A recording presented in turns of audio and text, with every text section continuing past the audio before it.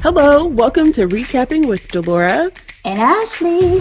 Please follow us on Instagram, Facebook, and Twitter at reCappin Podcast. Also, comment, rate, and subscribe on your favorite podcast platform. We're on all the things. We would love to hear your ratings of the movies and shows we review. Email us your audio file to recappingpodcast@gmail.com and we will play it during the show. Or DM us on Instagram and we will post and read it on air. Thank you guys so much for listening. Thank you.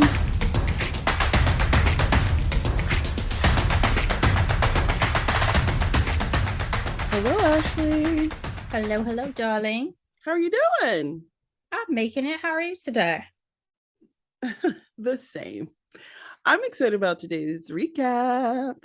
We are recapping The Woman King. It came out 2022. It is an action/drama, 2 hours and 15 minutes long, and it's rated PG-13. A little bit shorter than last week. A little bit shorter. It was released in theaters September 16th, 2022, and recently made its way to Netflix, currently number 1, just last week. Here's a quick summary. In the 1800s, a group of all-female warriors protect the African kingdom of Dahomey with skills and fierceness unlike anything the world has ever seen.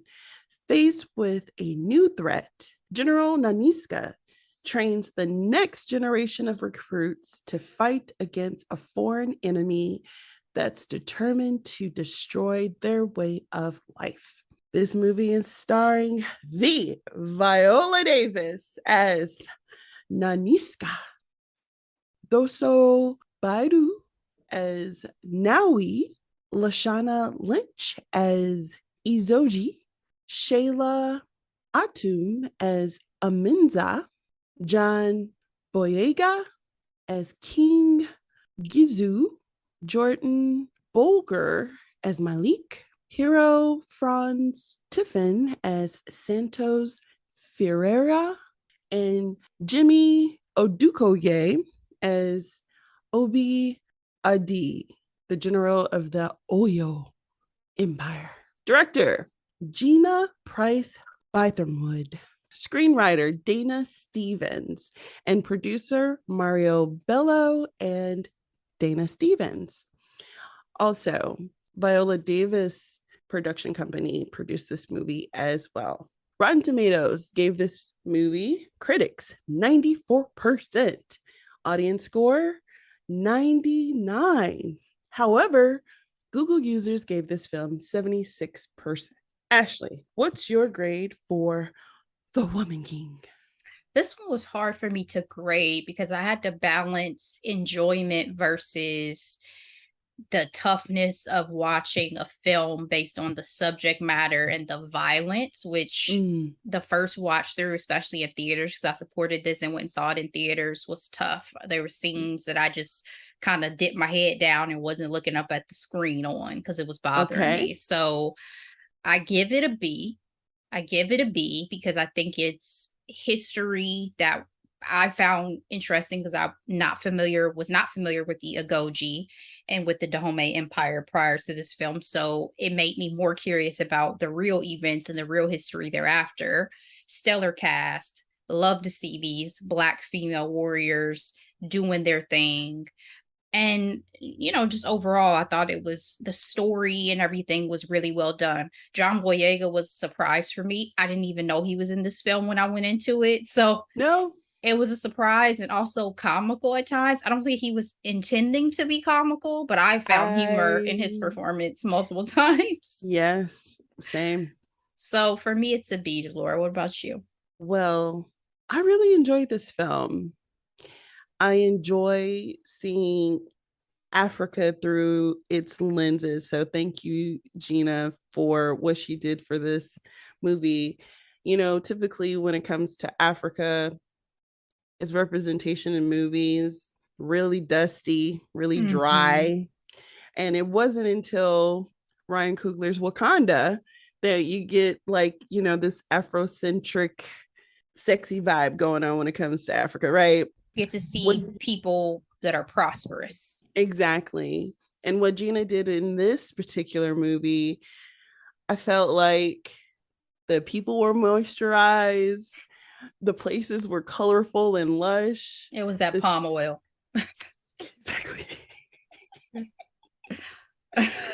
The singing, the dancing, it was just very heartwarming, and I loved their representation. I mean, this movie is based off of true stories, but it's obviously still a work of fiction. But to even be introduced to the Dahomey Kingdom of West Africa, and honestly, the conversation of Africans' role in the slave trade. Yeah. Yeah. It's tough. It's tough for me. And it's a reality that a lot of us don't really talk about. But I also love the fierceness and the badassery of these women. Viola freaking Davis. This is definitely a pivotal role for her. And it was a joy to watch. With that being said, spoiler alert. The movie starts off West Africa, 1823. It is the Dahomey Kingdom. King Gizu just rose to power in a coup from his brother. The nation is at a crossroads under its new leadership. It's determining whether to continue on with the slave trade or determine what's next. They have their arch enemies, the Oyo Empire, who is joining forces with the Mahi people. The Oyos have guns and horses and strong relationships with Europe. The movie also shows General Naniska and the Agoye went to a Mahi village to release the prisoners. So I'll be going a little bit in and out on like some of the things I've found that happened in real life and the events of the movies because I just found this really fascinating. So to understand that the Dahomey people were giving up their prisoners to the Oyo people as tribute, I was like, yo, this happens in real life. The first thing that came to mind, unfortunately, is like Hunger Games, right? Yeah. I volunteer as tribute. But this is an exercise that happened for many, many years. In this movie, under King Gizu, they wanted to have this come to an end. We find out very quickly how badass the Goje women are. Was this part of the scenes that you were talking about that was hard to watch? Like, I'm curious your discomfort, because like I don't want to go into certain scenes and you're like, I don't want to talk in detail about them. It's more of the battles that come later that were hard for me to sit through and watch throughout. But no, this initial kind of setup to see them in their element, see them pop up out of the High grass. Yeah, whatever it is. I'm like, it's not the forest. I don't know what you would call it. And display their abilities right off the bat was great. I mean, besides the Dora Milaje from Black Panther, have not seen such a fierce group of female warriors. So it was delightful to get to see that this was a representation of actual history. And yeah, they did what needed to be done. Absolutely.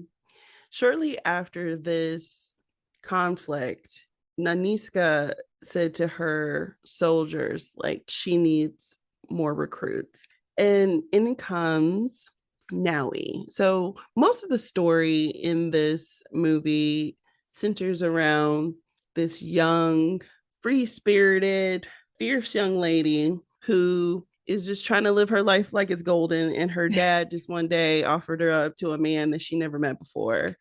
The way that dude just was like, oh, this is what I have to offer, and then smacked her because she didn't respond in a way that he wanted. I was like, I think the fuck not. That was so disturbing. You could see the mom like holding back from stepping up in responding or saying or doing anything. Like I saw the tension on her mother's face, but it was disgusting.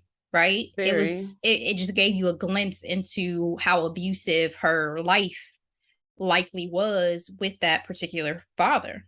It's interesting. It's like a young woman, based off this story, you essentially are married off, or you go to the palace to either be the king's wife or join the Agoji. So when we meet Izogi, do you think she saw something in Naui when her father dropped her off at the palace? Based on some of the history she tells us subsequently, yes. But I also think, she's seen a lot. She's been through a lot being a warrior in the Agoji. So, she probably in general would have felt a kindred spirit with any abandoned young woman looking to come for some type of alternative lifestyle. Because you have to wonder what made any of those women Agoji warriors in the first place, what their origin stories were. That's a great point.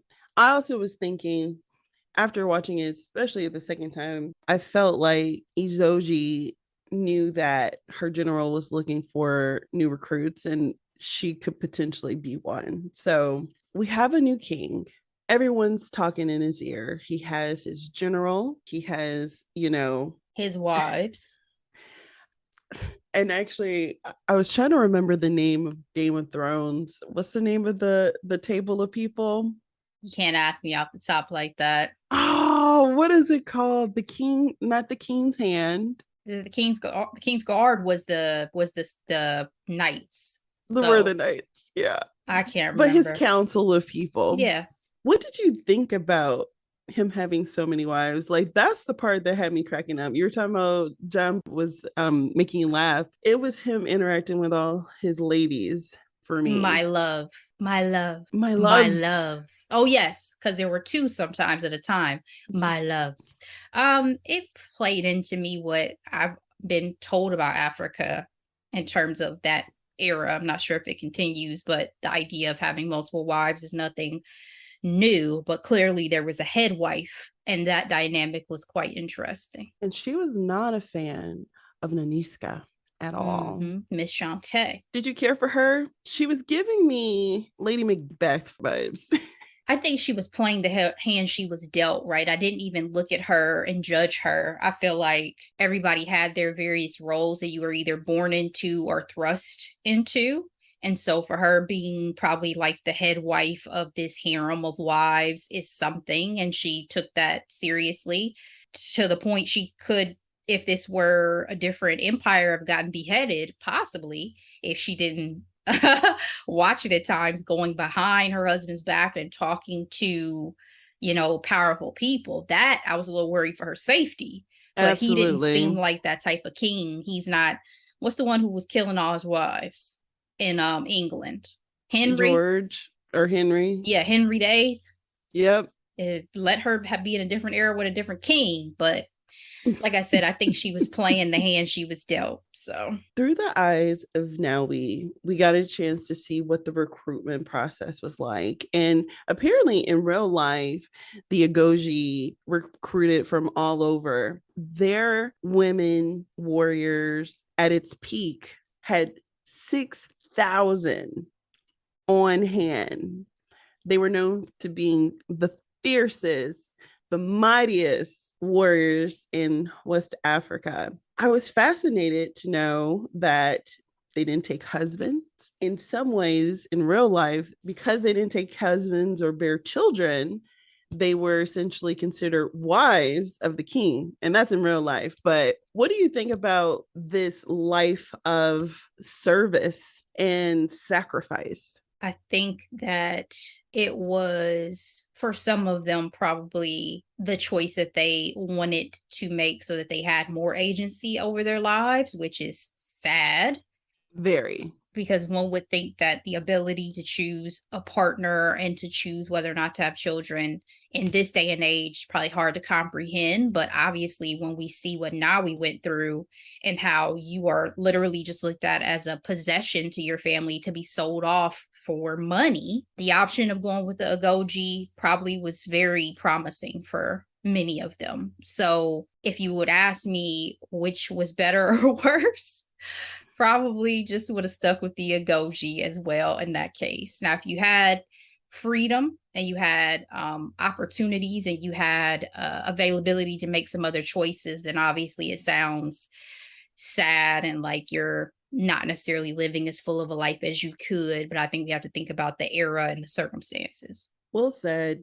I did go in watching the film knowing that it's based off of real life African warriors. But my understanding, in some tribes in Africa, they are a matriarch and not a patriarch. And I was curious to see, like, oh, well, maybe we had these elite female warriors because this is from a matriarch type of social standing, but it was not at all, based off of what we saw in the movie as well as what happened in real life. In preparation for this film, Gina apparently did not believe in stunt doubles at all. These women worked 5 hours a day prepping for this movie. Viola Davis and Thuzo said that they spent an hour and a half with weight training and 3.5 hours in martial arts and weapon training. Wow. Viola Davis is 57 years old.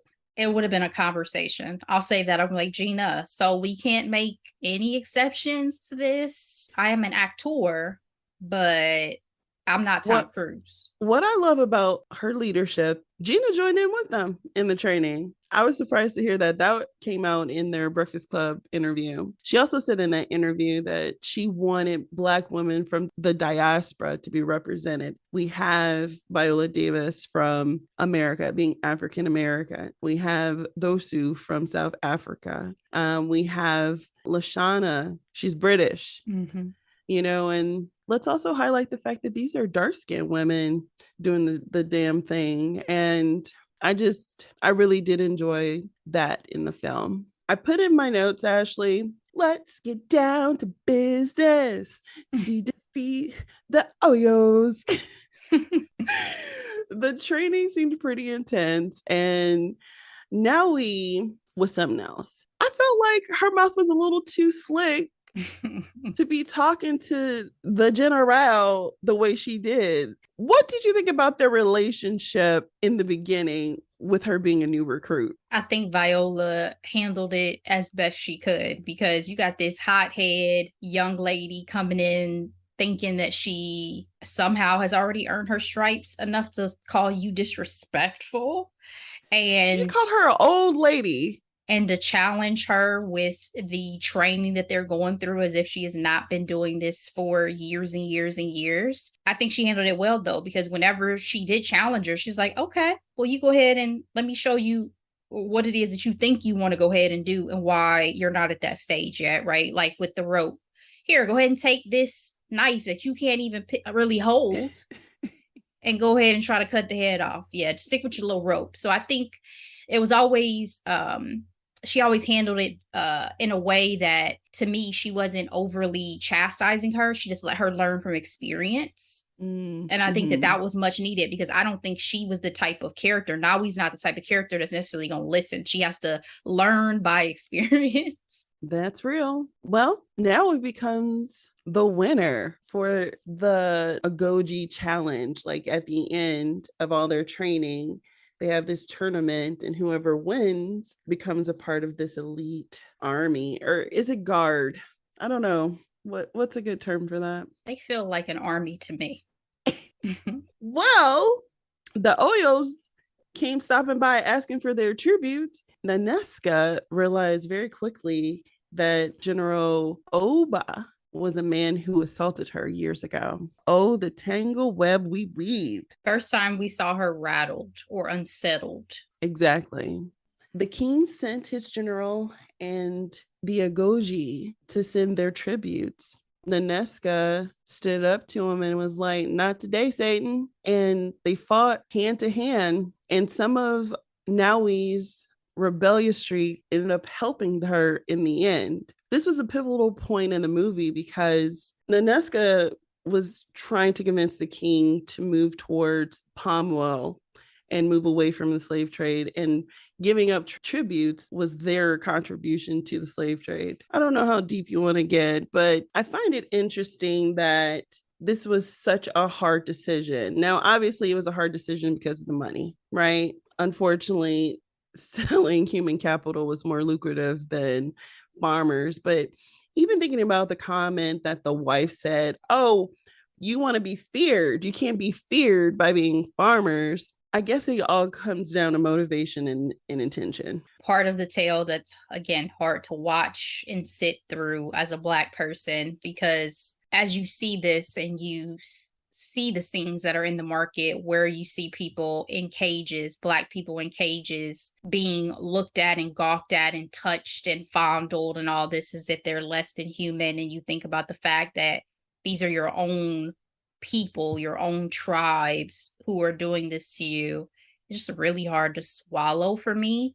And I think that I wish I had more context, and I need to do more research myself just to understand how it ever came to be that Africans were the ones who were treated and sold off as slaves. Portuguese didn't come and weren't trading their people. Exactly. The English weren't coming and trading their people. Exactly. So why like, was y'all this intentionally came to this continent, in these countries? Why was this the currency that we had to give up in order to prosper, in order to move forward? So when you talk about the intention and whether it was a hard decision, I understand that that was the era and that they were doing what they felt was in their best interest. I just can't swallow it for myself in 2023, obviously, given that I've been able to live well beyond and past what they've been able to live beyond and past. So I can't understand it and I can't justify it. There should be no amount of money that you're willing to take or trade for a human life. As you mentioned, the Portuguese are in town. The Portuguese are in town. Sorry, I didn't mean they're just bopping around the neighborhood. Santos is part of this conversation and convincing the new king to keep continuing their in the slave trade. I think it's interesting that we talked about this last week in our Wakanda Forever recap, the diplomacy aspect of things. And, you know, they offer their gifts and they learn their languages. But at the end of the day, it's like, do you respect me? Do you respect my people? Do you respect my position? And understand that I have the authority to say no to you. Mm-hmm.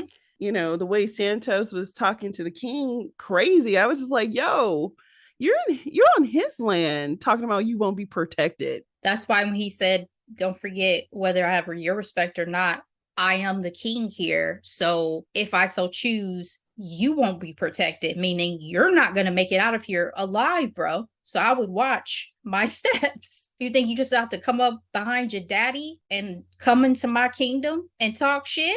It was hard watching that actor play this role too, because I've only seen him as a younger, more fresh-faced version in the After series of films. So to see him make this transition to being a slave trader, if I meet him in real life, we're going to have a conversation.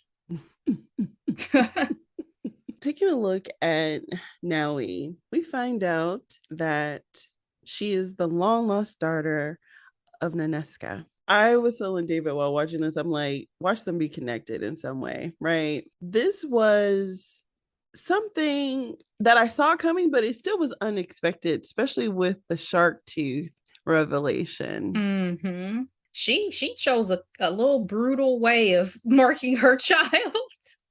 I mean, newborn, cutting a newborn and sticking something inside of it, not knowing whether or not it'll get infected. Like, yeah, couldn't just the put devil's mark. Couldn't just put a little mark somewhere. It had to be a full, I'm gonna cut you open and stick this inside of you type thing, I guess. But yes, I saw this coming as well, Delora. I almost wondered in some ways, well, you know, Nanesca was not really that hard on her. I think she could have been harder on her than what she was, for sure. But I also appreciated the relationship Nanesca had with her dear friend Aminza. And her friend was like, you know, you told me to do something, I did it, I am not your slave. I appreciate that when she stood up to her like that, because Naneska didn't talk to anybody else the way she talked to her dear friend, right? And so it's like, hold on, pump the brakes, don't get crazy. I understand you're going through something right now. You're showing your vulnerability, but you need to chill out with the way you speak to me. But yeah, I mean, that was major because it's not just, oh, I gave my child up. It was the product of such traumatic events. Yes. So she's reliving her trauma and the possibility of this child being alive and in her kingdom now. Speaking to Naomi's rebellion, she falls in love with a mulatto vampire. I'm sorry, that's what he looks like to me. He definitely looks like he should be in an interview with the vampire. That's facts. He could have played the latest version where you had the new Lestat and the new Lewis. Yes. He could have been one of their many victims. He came to the motherland because of his mother. I don't know. His role was very interesting to me because it's like, are you friends with the slaver or nah? Like, you know what I mean? Like, he was. And he was. But he kept trying to play, dance this line. But it's like the lines are drawn, sir. I don't care if you think I'm cute. I think it's different to be confronted with it. And I think him going in person made him probably confront the realities of what his friend was really up to or doing. I don't know what the conditions were where he was in terms of how slaves are treated or anything like that, but he wasn't in the business. At least we know that. He wasn't a part of the actual business. So maybe he hadn't seen it up close and personal. But I took him as being a friend. I just didn't know what role he was necessarily going to play in the circumstances that he found himself in outside of being attracted to Naui. With Naui also, I feel like she's also dancing on this line of being truly committed to being a warrior and adhering to the rules, meaning no dudes, Stay away from them little boys. Are men attracted to their mothers? Because isn't it something that he comes to the land of his mother and wants a woman from that land? From that land? I didn't mean to sound as weird as I probably did sound. Oedipus Rex type. Yeah, shit. I mean it more so like are men are more attracted to the type of woman that they grew up with is really what I'm saying. So that's what also there are mommy issues about. As well as daddy issues. I'm sure there's something out there. yeah, I'm sure as well. But I was just curious about that because I'm like, oh, what did you just come from in the Portugal area or wherever you may live that you coming and trying to suddenly get you a goji? So I know the fiercest warriors, right? He was at her. Listen. Well, during the recruitment, Naui introduced to the general the use of gunpowder without a gun. And Naneska used that to her advantage in this epic battle. Ashley, what's your weapon of choice? Between what?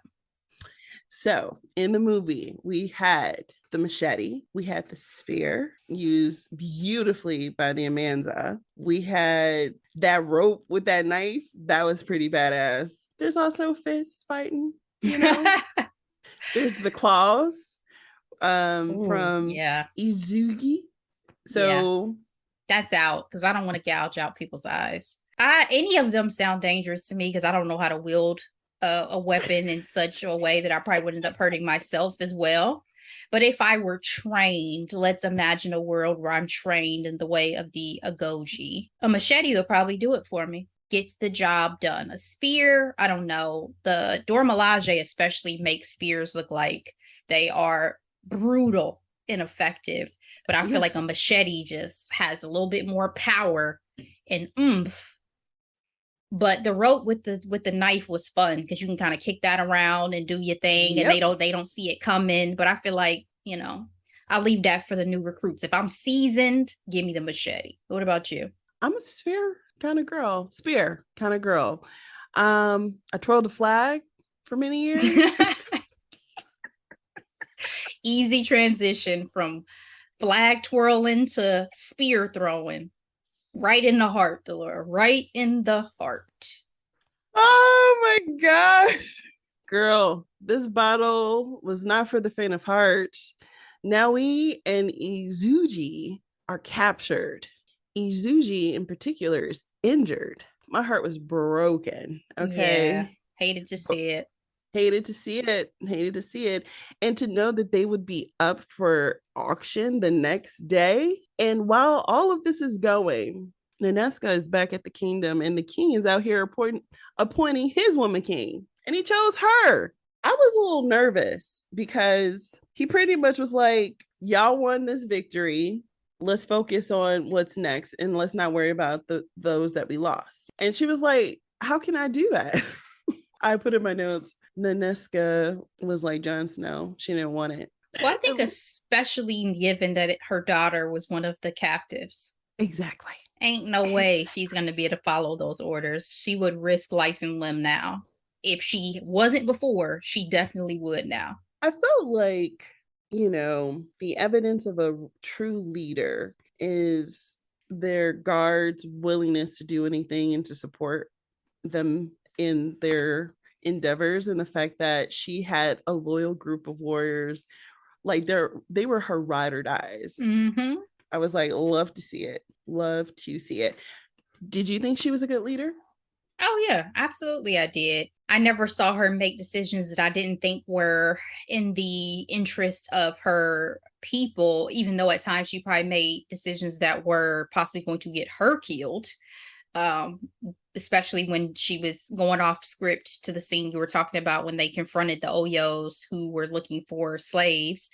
But I think, again, she had a level of authority, patience. She was seasoned in battle. I think she had a great temperament and also was smart and intelligent and made thoughtful decisions about the overall good of the kingdom when it came to sitting on the court with the other leaders that the king had appointed. So overall, yeah, I thought she had great leadership skills. What I loved about Naoi's and Izuji's relationship was that even though their situation looked grim, they were still able to find hope and drive to do something about their situation. Mm-hmm. Like it was hard, but the fact that they had a plan to try to get the F out of there was everything. But part of me felt gutted when they shot and killed Izuji. I couldn't watch it the first time in theaters. That was one of the scenes I had my head down because I knew it was about to happen. Like I knew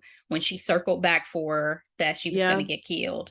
And based on her character and how she had kind of played comic relief anyway, I had a feeling if anybody was going to get got, it may be her because it would be a blow to the audience as well as to Naoi and the relationship that they had developed. But I mean, she went out a warrior, I guess is the point. She didn't go out in the slave trade or, having given up hope, which I think was beautiful based on that character and the fierceness that she had throughout. I would have hated to see her just give up hope and die by the hands of these men because she no longer felt like she could fight. So she went out fighting, and I love that for her. Absolutely. Mulatto Bay bought Naoi for protection, but she is actually free. They have a heart-to-heart, Ashley. And all I kept thinking is, do you want to get pregnant? In terms of like risking it all for this man, because it goes against everything that the Agoji is known for. I mean, do you feel like she risked it all for this man? I just don't understand this relationship. Actually, I have in my notes, I'm like, is this relationship worth it at the end? I mean, I feel like it was a means of survival on her part. I don't feel like it was giving it all up for this man because given the circumstances she found herself in, she was about to either get killed, get put back in the holding whatever thing they had them in essentially, or go with him. So what else am I gonna do? You know what I'm saying? Like, I don't feel like there was much of a choice. So in that case, it was about survival, which makes so much sense. And then she knew, hey, I gotta go back for my people. And the cavalry came. This was obviously the best fight scene for me because we are at the climax of the story, especially after the revelations of everyone frankly involved with Nanishka and her daughter Naui and the Oyo's general Oba being potentially the father. That fight, I mean, talking about fighting like a man, he was holding nothing back. Yeah, I didn't watch that scene this second time. I fast forwarded through. I don't want to watch it again. Can't see Viola go through it again, but glad that it went in the way that it did. Because if y'all had killed Viola Davis off of this movie, listen, I don't think I would have been able to sit through this twice. I don't think so. We need happy endings. we need the hope. We deserve happy endings. How about that? Naui and Nanishka's tag teaming and defeating the Oyo's general has put an end to the Oyo's empire and freed the Dahomey kingdom. They came back as victors, and the king saw them just as that, and he did not renounce the Woman King title from the general. Were you surprised by this? No, it would have been foolish for him to do. They wiped out his biggest enemy that he had going against him, that was literally about to come for them and destroy them. So just go ahead and give her the pat on the back she deserves and keep it moving, especially given the fact that Naneska helped him get the kingdom in the first place. Loyalty, loyalty, loyalty. Exactly. I have a few fun rapid fire questions for you, Ashley. Let's start off fun. Did you feel like you needed a workout after watching this movie? Well, I have been on my workout mode with my yoga and Pilates classes. So, hey, maybe I'll look like these ladies someday. Were their accents distracting to you? No, I didn't struggle with their accents. Granted, this second time I did have subtitles on, so that probably helped, but I don't remember struggling at all in the theaters to understand anybody. Did you miss the white savior in this film?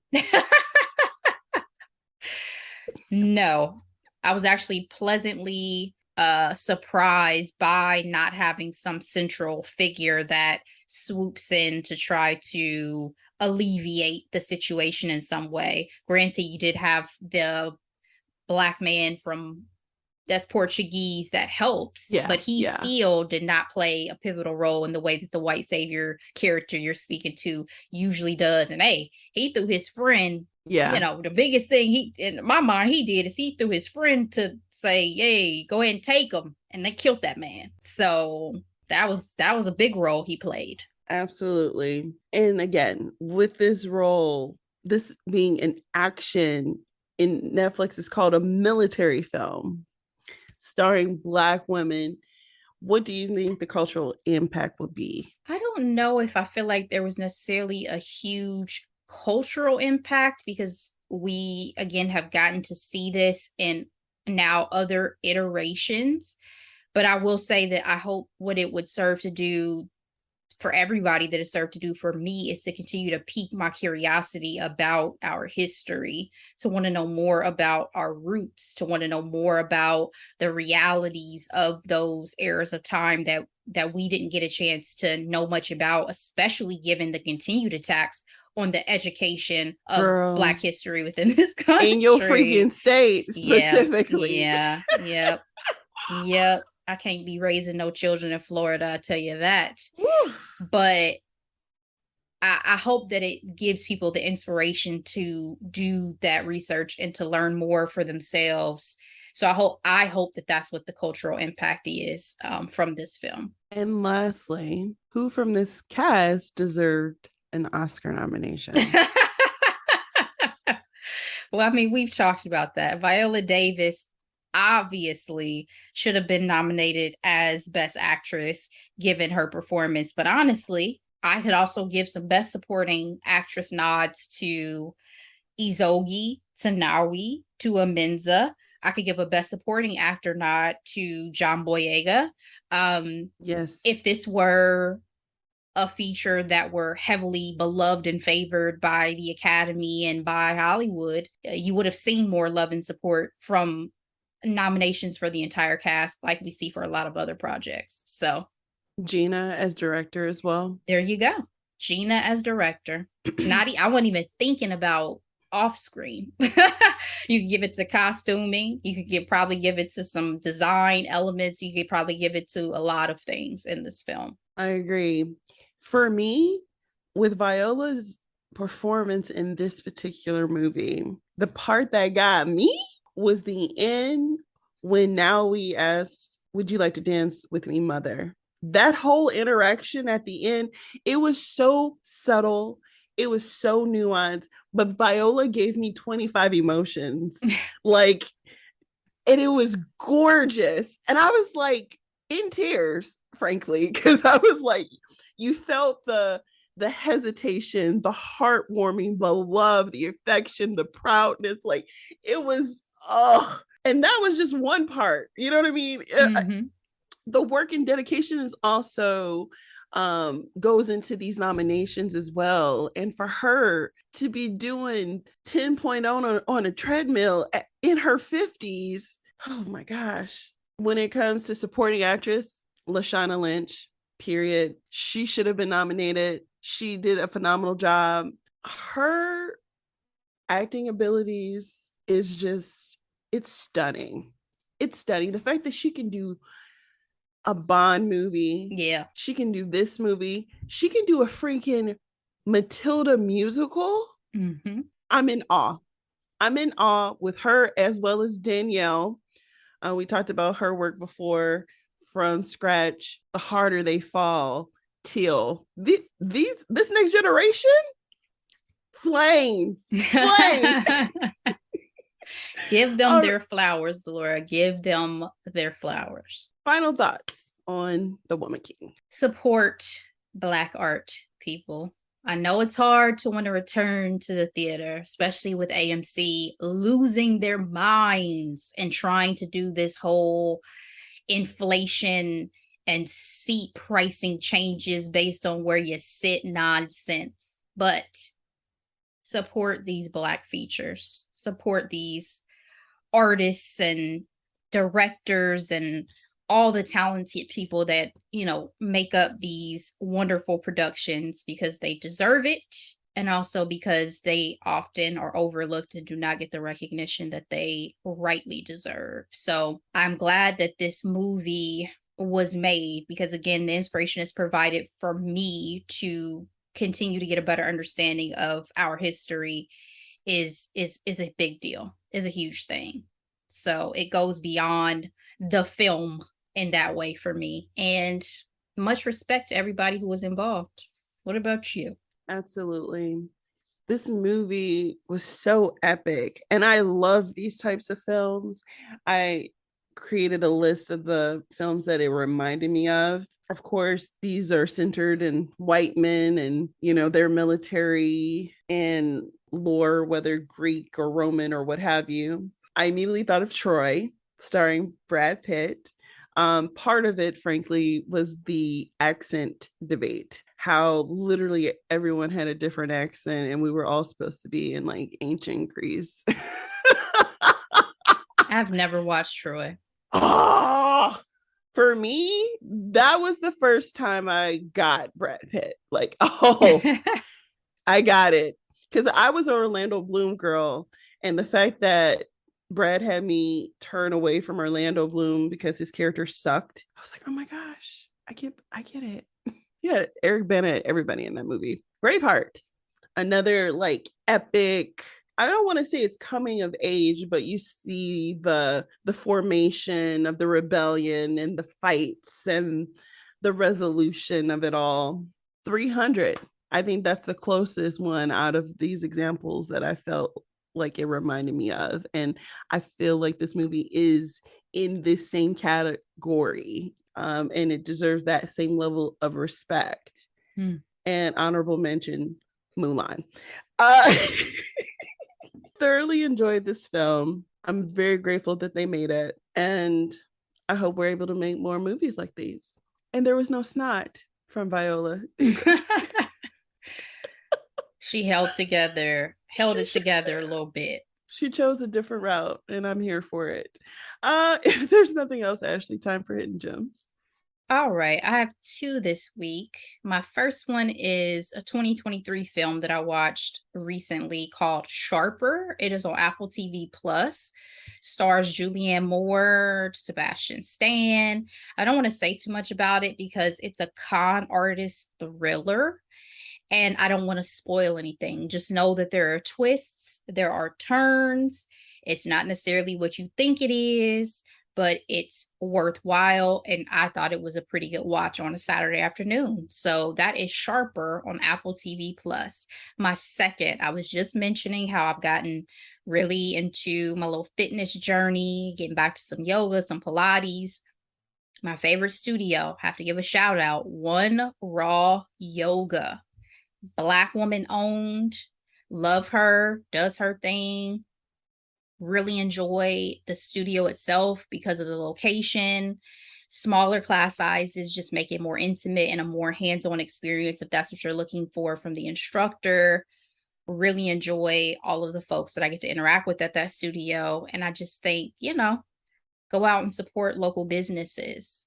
One Raw Yoga, check it out. And those are my two hidden gems. What about you, Delora? Thank you, Ashley. So I have three this week.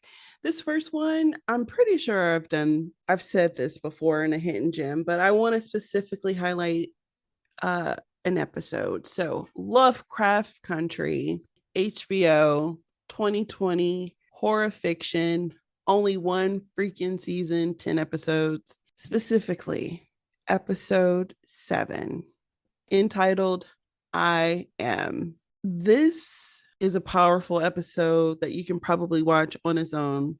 I'm recommending it because the main character in this episode goes back in time and trains as an Agoji warrior.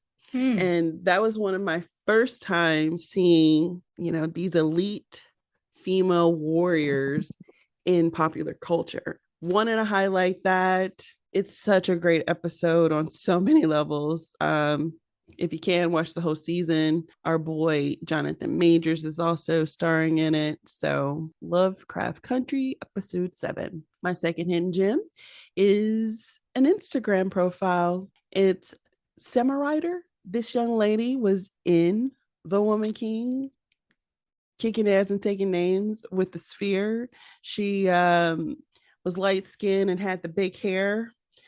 And sometimes I post her videos in our Instagram stories because she'll do some martial artwork to like popular music.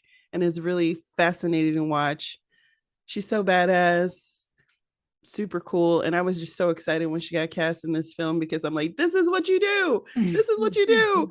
Because she was doing this. I've been following her before this movie. So I was really excited about that.